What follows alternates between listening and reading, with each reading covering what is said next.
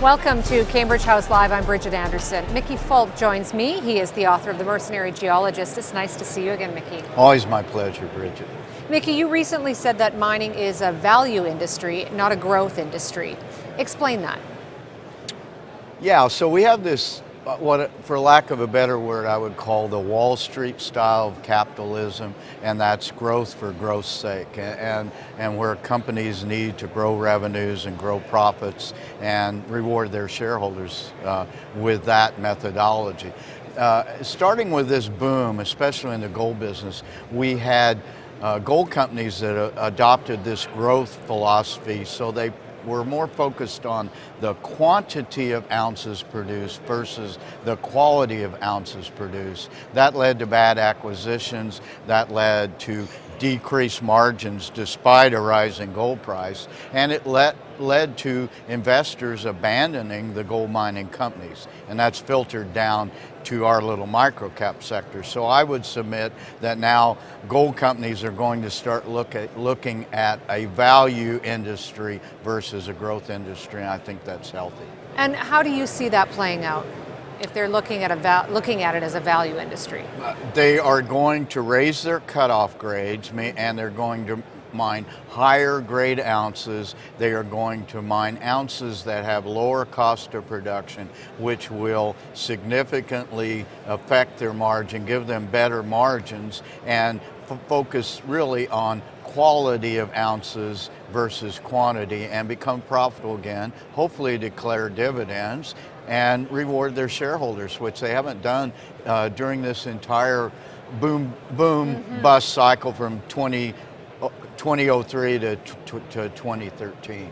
Well, let's focus in on the junior miners. There's been a lot of focus on in 2012 and 2013, certainly dismal years. Certainly we saw a lot of cleaning out. Lots are still hanging on though. So do you think that there is more room there to be cleaning out? Yes, part of the problem we have is we have arguably around 200 companies here right now, down from probably 300 in 2011. Now, those are round numbers. But what we've seen is the companies that are exhibiting here would be kind of the cream of the crop. But we still have another 1,400 juniors that are in some stage of failure or dormancy. The problem we have right now is the stock exchange is making it easier for those companies to hang around because they want to collect the fees. So we have somewhat of a conflict of interest. The business needs to shrink for investors to have less choices and better choices, yet the exchange needs fees, so they're making it easier for some of the bad companies to survive. I think we need to crack down and get rid of a lot of these juniors. Just not enough good projects in the world to support 1,600 or 1,700 junior explorers and small miners. So do you see that in M&A activity then? Partially in M&A. I think we will continue to see companies default and delist, and that's where it's not happened as fast as I hoped it would. Right. But certainly M&A activity. Some companies graduate to other, to the New York Stock Exchange market or the Toronto Big Board. But we need this paring down, and it's not happening as fast as I think that we thought it would, or we hope it would. And you'd still say that for 2014? Oh, most definitely, yes. So what is the financing environment like for the juniors right now?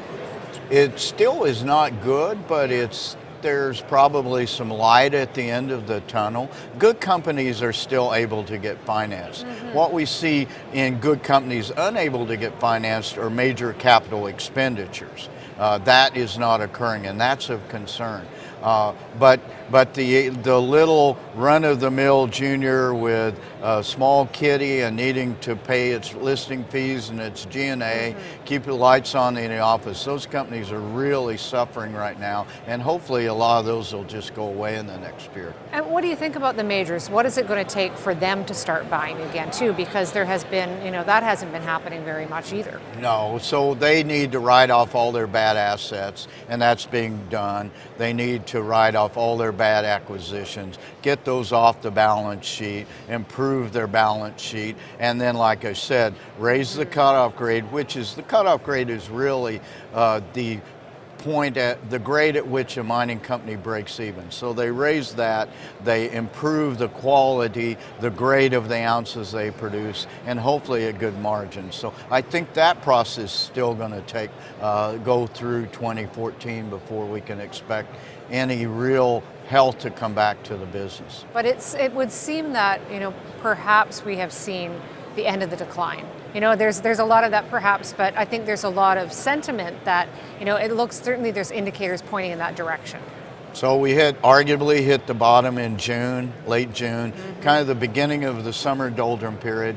The venture index, which is the proxy we use, touched 882, 887, something like that. Then it flatlined for several months. It went up in the low to mid 900s and it flatlined. If you look at a chart, we saw the same phenomena during the heart of the last big bear market we had in year 2000. The venture, then the Vancouver Stock Exchange, was flatlined for a period of time. And then started to rise. So we saw this flat line. We saw retest the low in late December, and then it's been on the uptick since then. So I think there's hope. And you see that at this conference. There's a little buzz going on. We haven't seen the business for quite some time. Okay, let's talk about uranium. You've been a proponent for some time now. What's your assessment now? Not bullish for uranium price in the short term, which I would define as the next year or so, but extremely bullish in the mid to long term because of basic supply-demand fundamentals. We just do not mine enough uranium every year to supply the demand that we have. So you still see that there's a lot of demand in the mid to long term? Yeah, and so what we need is a catalyst, and that hopefully will come this year with some restart of Japanese reactors. We got 15 reactors in Japan that are essentially mothballed right now. And so that is about 12% of annual uranium demand. So the market has had to absorb the decline in that demand. But with the price very low, we see all supply coming off. We see new mines not being built.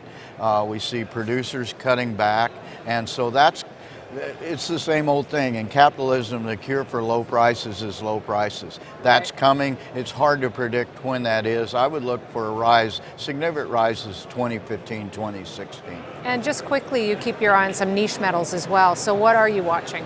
I always like copper. I'm a short, long, medium, and long-term bull on copper for the simple fact 25% of the world still doesn't turn on a light switch at night. People live in the dark. It takes copper to transmit electricity. So you look at the demand for copper going forward, it looks very bullish. So I'm always looking for a good copper company. All right, Mickey, thanks so much. We'll leave it there. All right, thanks a lot, Bridgitte.